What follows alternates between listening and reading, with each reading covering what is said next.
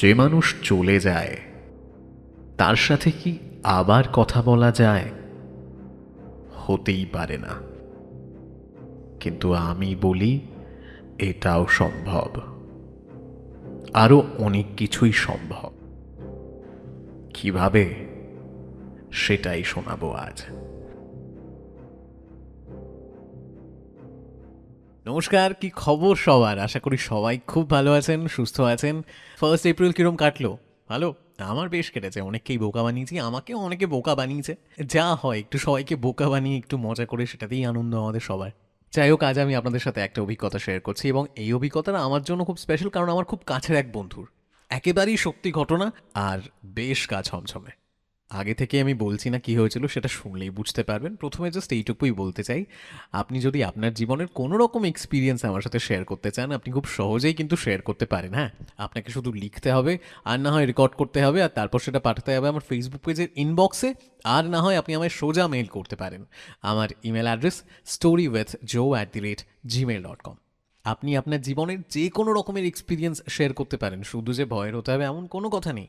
যে কোনো ভালোবাসা, মন খারাপ, হয়তো আপনি কোনো কিছুতে সাকসেস পেয়েছেন সেইটা, কিংবা এমন কোনো এক্সপিরিয়েন্স যা আপনার মনে দাগ কেটেছে, আপনি আপনার জীবনের যে কোনো রকমের অভিজ্ঞতাই আমার সাথে শেয়ার করতে পারেন।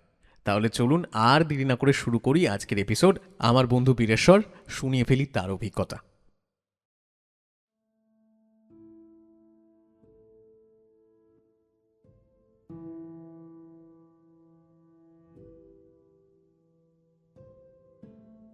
এই ঘটনাটা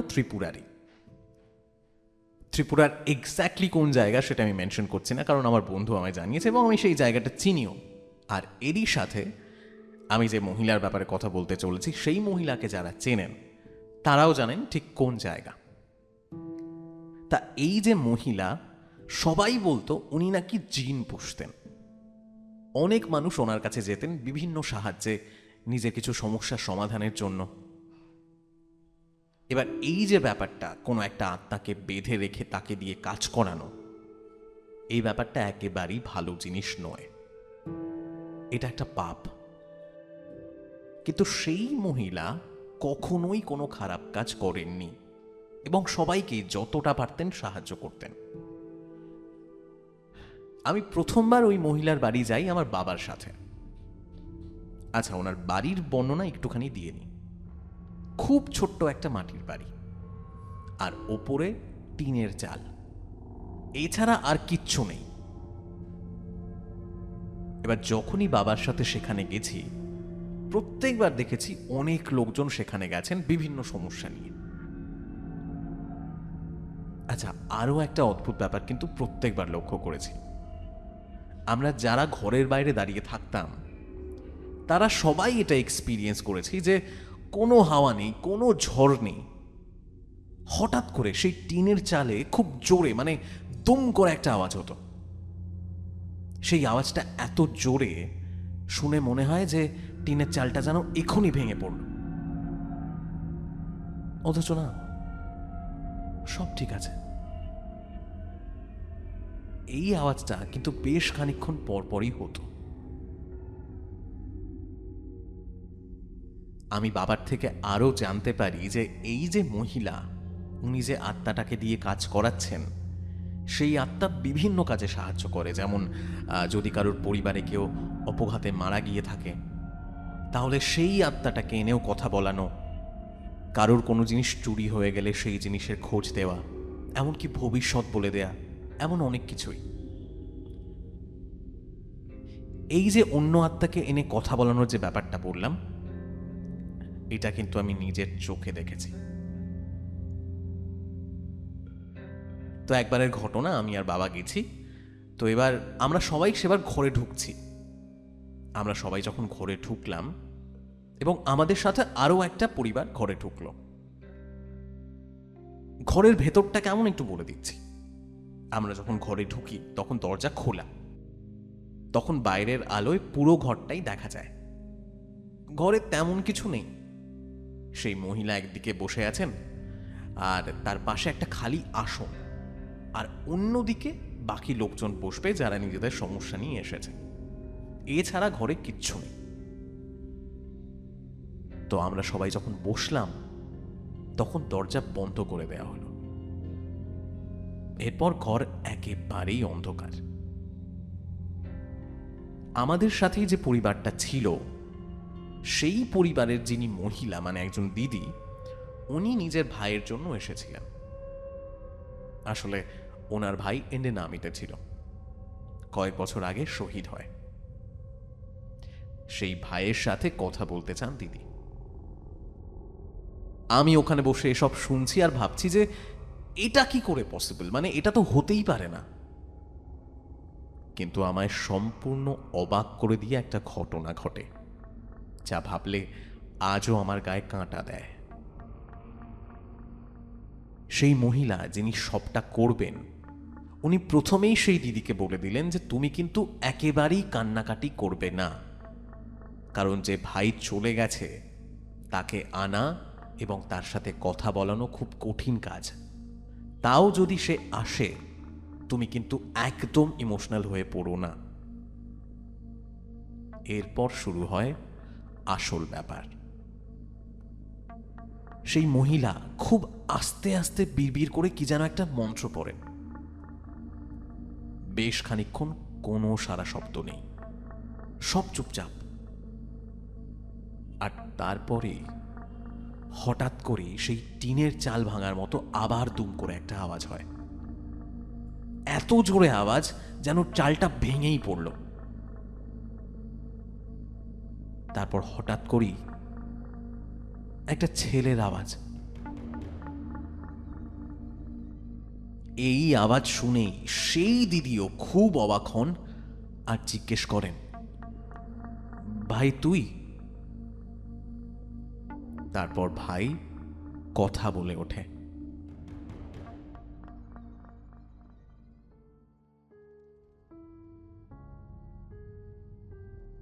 আওয়াজটা যে ওনার ভাইয়ের এটা একেবারেই ঠিক, কিন্তু আওয়াজটা যেন অনেক দূর থেকে আসছে আর খুব পরিষ্কার নয়। মানে মাঝে মাঝে একটু জোরে আওয়াজ আর মাঝে মাঝে অল্প আস্তে। ঠিক কেমন করে বোঝাই, ধরো অনেক দূরে কোথাও মাইকে গান বাজছে কিংবা কেউ কথা বলছে, তখন যেমন হয় যে আওয়াজটা মাঝে মাঝে খুব পরিষ্কার শোনা যায় কথাগুলো, আবার মাঝে মাঝে খুব অল্প অল্প শোনা যায়, ঠিক তেমন। আমি ফার্স্টে ভেবেছিলাম যে এটা সম্ভব কি করে। আমার মনে হয়েছিল যে সেই মহিলাই হয়তো গলা পাল্টে কথা বলছে, কিন্তু ভাইয়ের ডাক নাম জানা প্লাস ভাইয়ের আওয়াজ বার করা ওনার পক্ষে কোনোভাবেই পসিবল নয়। আর যেমনটা বললাম, ওই আওয়াজটা যেভাবে আসছে সেইভাবে কোনো মানুষের পক্ষে কথা বলা সম্ভবই নয়। তারপর যাই হোক, ভাইয়ের সাথে বেশ খানিকক্ষণ তার দিদির কথা হয়। ভাই যাবার সময় বলে যায় যে আমায় আর ডাকিস না, আমি যেখানে আছি ভালো আছি, এবং আমার মতো আরো অনেকেই সেখানে আছে।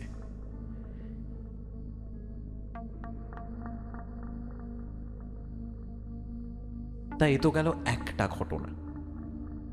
আমার ঘটনাটা বলি।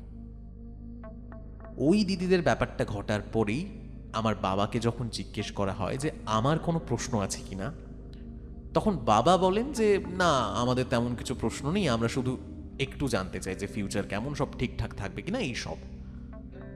তো এই শুনে আবারও সেই মহিলা কি সব বিড়বিড় করে বলেন, এবং এরপরেই আবারও সেই একই রকমভাবে টিন ভাঙার আওয়াজ।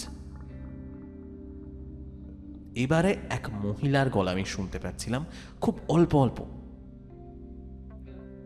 সেই মহিলা আমার নাম ধাম সব বলে দিল এবং আমার ফিউচার নিয়েও বলল কি হবে না হবে। আর তারপরেই আমার মাথায় হাত রাখল।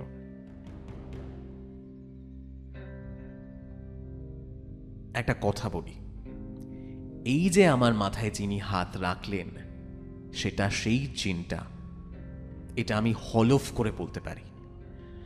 কারণ যদি সেই মহিলা মানে যিনি জিন পোষেন উনি যদি এসে আমার মাথায় হাত রাখতেন, তাহলে ওনাকে নিজের জায়গা থেকে উঠে আসতে হতো, আর উনি যদি উঠতেন তাহলে ওনার পায়ের আওয়াজ হতোই। এমনিতেই অন্ধকারে আমাদের সেন্সেস আরও বেশি সচল হয়ে ওঠে, সামান্য পায়ের আওয়াজও শুনতে পাওয়া যাবে, অথচ কোনো আওয়াজ নেই। একটা হালকা হাতের চাপ কে যেন আমার মাথায় দিল, তারপর আবার কিচ্ছু নেই। সত্যি কথা বলছি, প্রথম প্রথম মনে হয়েছিল যে ওই মহিলা হয়তো সবাইকে বোকা বানান, কিন্তু সেটা একেবারেই নয়। প্লাস উনি তো কারোর থেকে টাকা পয়সাও নিতেন না। আমি যদি নিজের চোখে না দেখতাম তাহলে বিশ্বাস করতাম না। এই ব্যাপারগুলো বিশ্বাসযোগ্য না হলেও একেবারেই সত্যি, একটা কথাও বানানো নয়। আমি প্রথমে মানতাম না, কিন্তু আমাদের স্বাভাবিক নজরের বাইরে এমন অনেক জিনিস ঘটে থাকে যা আমাদের সাধারণ মানুষের ধরাছোঁয়ার অনেক বাইরে। সেই মহিলার ওখানে এমন আরো অনেক ঘটনা আছে, সেসব পরে জানাবো।